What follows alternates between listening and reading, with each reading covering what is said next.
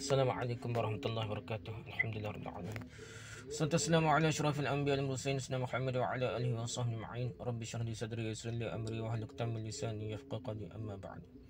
Kita sama balik kitab kita ni Tafsir Az-Zahar jilid ke-5 karangan Dr. Hamka. Jadi kita masih baca surah Yunus ayat ke-1 dah ni. A'udzubillahi minasyaitonir rajim. Bismillahirrahmanirrahim. وما تكون في شأن وما تتلو منه من قرآن ولا تعملون من عمل إلا كنا عليكم شهودا إذ تفيضون فيه وما يعزب عن ربك مثقال ذرة في الأرض ولا في السماء ولا أصغر من ذلك ولا أكبر إلا في كتاب مبين. Dan tidaklah engkau berada dalam satu persoalan dan tidaklah engkau membaca satu bacaan dari Al-Quran. Fi sya'ni dalam satu persoalan.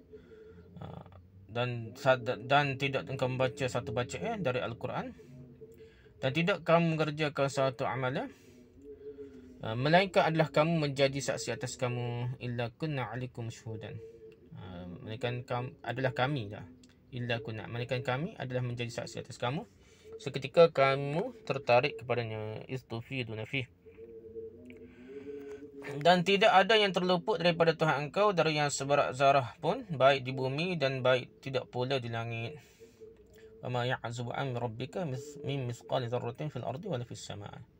Tidak ada seberat zarah yang terluput baik di bumi maupun tidak pula di langit, dan tidak pula yang lebih kecil dari itu dan tidak pula yang lebih besar. Wala asghara min dzalika wala akbara illa, kecuali melainkan semuanya ada dalam kitab yang nyata. Illa fi kitabim mubin. Setelah Tuhan menyebutkan betapa besar kurniaan yang Dia berikan pada hamba-hambanya yang sekiranya mereka syukuri, dan setelah ternyata pula bahawa banyak di antara hamba itu tidak mengenal syukur, sekarang Tuhan melanjutkan peringatan dan dengan perantaraan Rasulnya. Dan tidaklah engkau berada dalam satu persoalan. Awal pangkal awal ayat 61, iaitu seketika persoalan dan urusan-urusan yang pentinglah yang senantiasa dihadapi oleh Rasulullah SAW, baik berkenaan dengan urusan masyarakat, urusan rumah tangga, urusan pemerintahan, urusan peperangan, yang senantiasa selesai suatu persoalan, datang pula persoalan baru. Lepas selesai soal masalah, mari masalah lain pula. Semuanya pasti bertemu oleh Rasul dalam kedudukannya sebagai pemimpin umat, atau mengadakan dakwah dan seruan kepada manusia yang masih kafir. Dan tidaklah engkau membaca satu bacaan Al-Quran, iaitu sebahagian besar dari persoalan yang engkau hadapi itu, wahai Rasulku. Aku berikan bimbingan untuk mengatasinya dengan wahyu Al-Quran, lalu engkau baca dan engkau perhatikan maknanya. Ataupun bimbingan Al-Quran tentang bacaan yang hendaknya engkau baca dalam melakukan ibadah kepada Tuhan. Dan tidak kamu merujukkan satu amalan dalam sesuatu kata tentang menghadapi persoalan masalah apa, dan membaca Quran. Khitab panggilan dihadapkan Tuhan kepada Rasulnya, sebab Rasulullah yang menjadi pusat jala pimpinan ikan. Pimpinan maksudnya tepat pusat pimpinan dan himpunan segala tanggungjawab tu Nabi berlaku tanggungjawab. Tetapi setelah Tuhan menyebutkan tentang amal dan usaha, dihadapkan oleh Allah lah kepada seluruh umat yang telah mempercayai Rasul. Lepas Nabi amal, Nabi buat, kita kena ikut Nabi lah. Sebab itu maka dalam suku kata ayat ini mulai disebut kamu untuk orang banyak. Sudahlah jelas bahawa pusat segala persoalan dan urusan ada di tangan Rasulullah SAW, sebab dialah pimpinan yang tertinggi. Dan Al-Quran pun mula-mula turun ialah kepada beliau, kepada Nabi lah, dan beliaulah Nabi lah yang dahulu sekali membaca Quran sebelum dia sampaikan dan ajarkan kepada umatnya.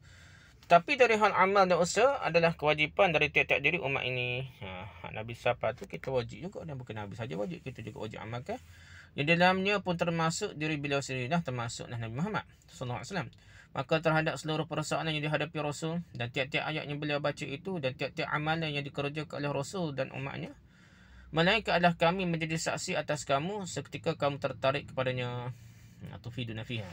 Bagaimana Rasulullah SAW dan umatnya menghadapi persoalan masalah apa dah, nak selesai masalah dunia akhirat ni nak. Dan bagaimanakah sikap dan sambutan Rasul ketika ayat telah turun. Bagaimana caranya umat mengamalkan segala yang telah diberikan petunjuk oleh Tuhan? Adakah mereka menjadi perhatian kamu kepadanya, perbondongan kamu dan berduyunya kamu menyambutnya kerana kamu tertarik kepadanya, kepada ayat Quran itu benar-benar timbul dari keinsafan. Semuanya itu diketahui oleh Tuhan dan menjadi perhatian pula dari Tuhan. Jadi orang nak tunggu-tunggu ayat Quran. dan beramal dengan apa yang telah disampaikan Allah SWT hari ni, ataupun nak ambil pengajaran daripada ayat baru. Orang ni yang ikhlas tu lain dengan orang tidak ikhlas ni. Ayat ini berisi peringatan Tuhan bahawa tertarik di perhatian masing-masing kita kepada seruan agama dan melakukan perintah ilahi, perintah Tuhan yang timbul dari semangat dan kesedaran. Allah sambut menyambut dengan perhatian Tuhan kepada kita. Kalau kita cara cakna dengan perintah Allah, aku ngaji baca tafsir kau ke apa dah, ngaji agama, maka Allah cakna kita kata dah. Kalau kita buat cara agama dak nak bergalak sama dak, muzik sama dak.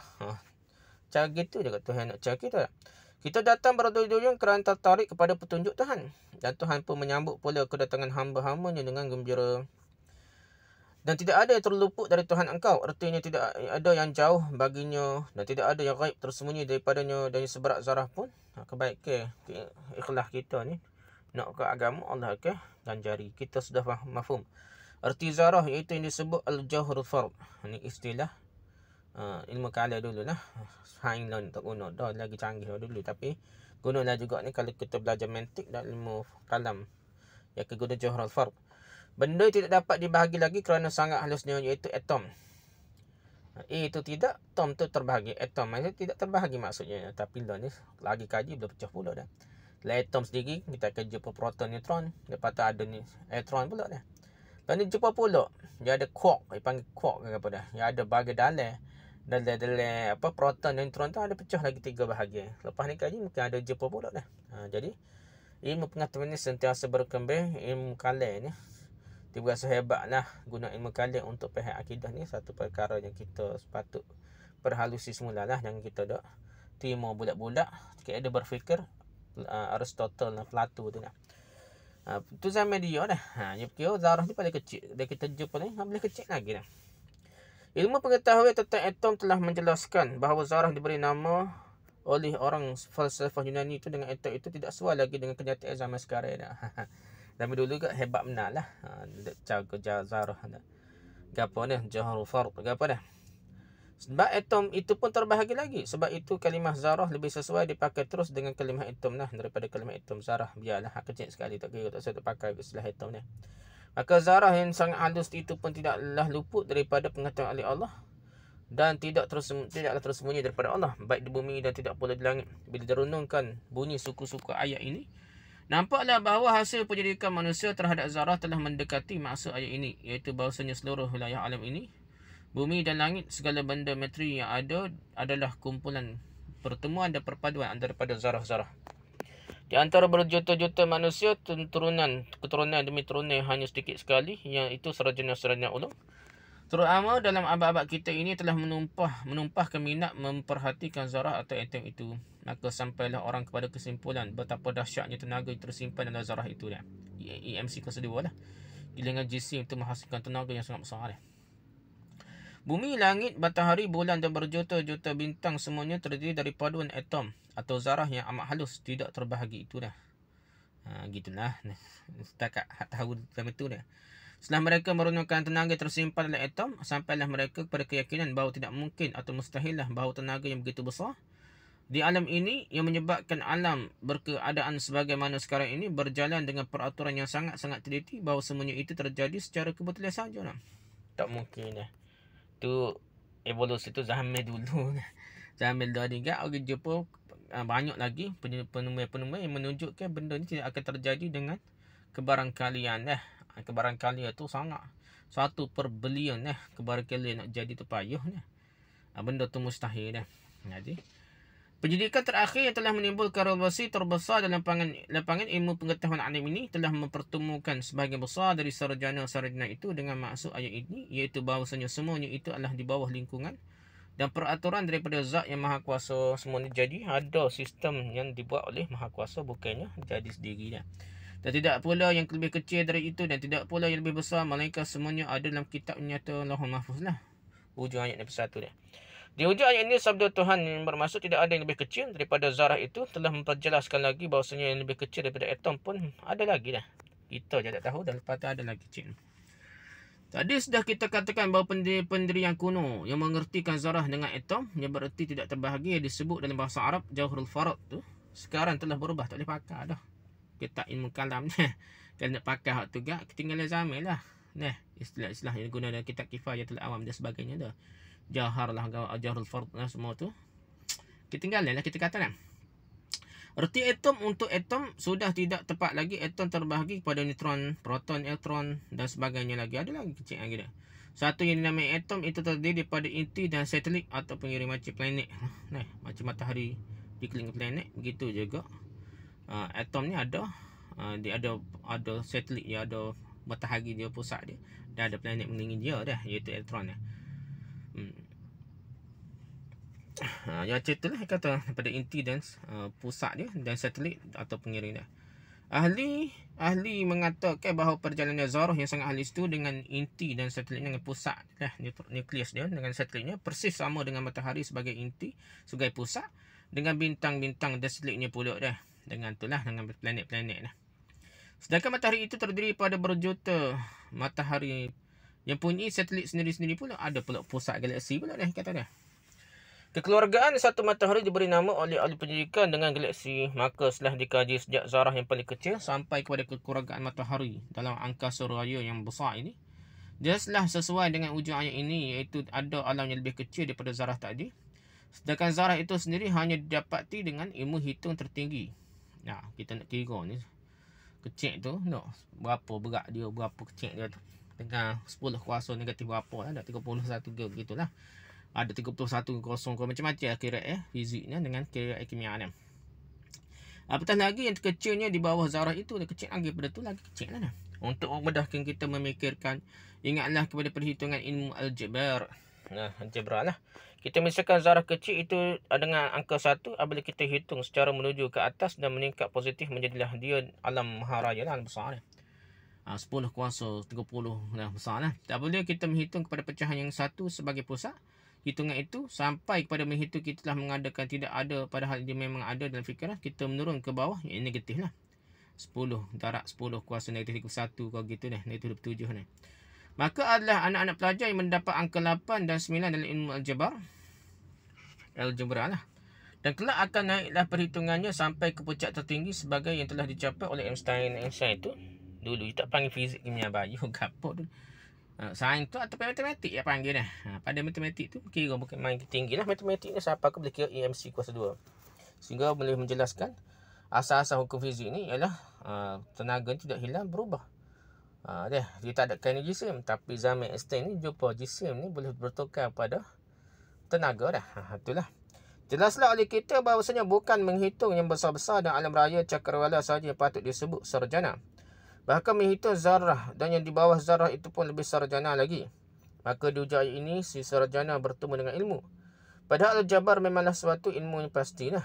Kalau bukan kerana kepastiannya, bukanlah dia bernama ilmu.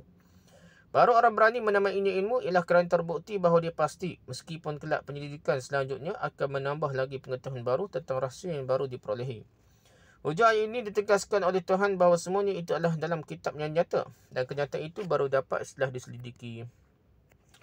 Tidak ada jalan lain lagi. Ayat ini dengan sendirinya telah menuntun kita kepada iman atas adanya Tuhan. Ilmu yang begitu luas tentang alam hanya didapatkan oleh manusia-manusia sekadar kekuatan otak dan pendidikannya nak kaji aja lah.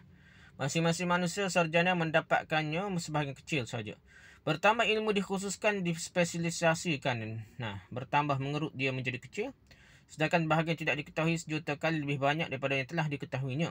Sehingga kita berani mengatakan bahawa sarjana sejatilah yang boleh insaf bahawa hanya sedikit yang dapat diketahuinya. Umur kita tidak cukup buat mengetahui semua ilmunya. Maka terbentanglah di hadapan kita lapangan yang masih amat luas. Maka maha luas buat percaya akan sifat Allah yang disebut alim. Bahkan Tuhan disebut ilmun. Sifat ma'aninya itu ilmun dan sifat maknawiyahnya alim. Nah, makna dengan gitulah. Makna wajahnya alim dah. Ayat ini dah itu pun menambah teguh kepercayaan kita bahawa Al-Quran memang wahyu ilahi, bukan semata-mata karangan Muhammad SAW. Dalam masyarakat Arab seketika ayat ini diturunkan, malahan dalam masyarakat dunia pada waktu itu belumlah semaju zaman sekarang kita ni, zaman pengetahuan manusia tentang alam sekarang ni. Baik alam raya ataupun alam zarah, maksud cara lah. Zarah kau neutron proton tak timbul lagi. Makrokosmos dan mikrokosmos tak jumpa lagi istilah tu ni. Pada masa itu belum ada mikroskop untuk menyelidiki hama kuman miang yang sangat-sangat kecil. Belum pula ada teleskop peneropong bintang-bintang atau planet galaksi jauh ni. Ilmu hitung tertinggi sebagai aljabar beratus tahun setelah Rasulullah SAW wafat. Disusul al-Jabir lah. Sehingga nama al-Jabar itu dibangsa Quran yang Islam kan ya. Sebab itu berani kita mengatakan bahawa penafsiran ayat nombor 1 dari surah Yunus ini dan ayat yang lain yang menyerupainya barulah dapat ditafsirkan lebih jelas dalam abad ke-19 setelah Erlioh, Pasteur dan lain-lain. Setelah itu barulah kemajuan dalam pendidikan kuman-kuman. Dan lebih jelas lagi di abad ke-20 ini setelah lebih maju pendidikan tentang atom. Sebab itu abad kita ini dinamai orang sebagai abad atom. Wallahu alam, setakat satu saja perbincangan untuk tafsir ayat 1 surah Yunus. Wallahu a'lam. Subhanakallahumma wa bihamdika, subhanakallahumma wa bihamdika, asyhadu an la ilaha illa anta, astaghfiruka wa atubu ilaik, astaghfiruka wa atubu ilaik, astaghfiruka. Assalamualaikum warahmatullahi wabarakatuh.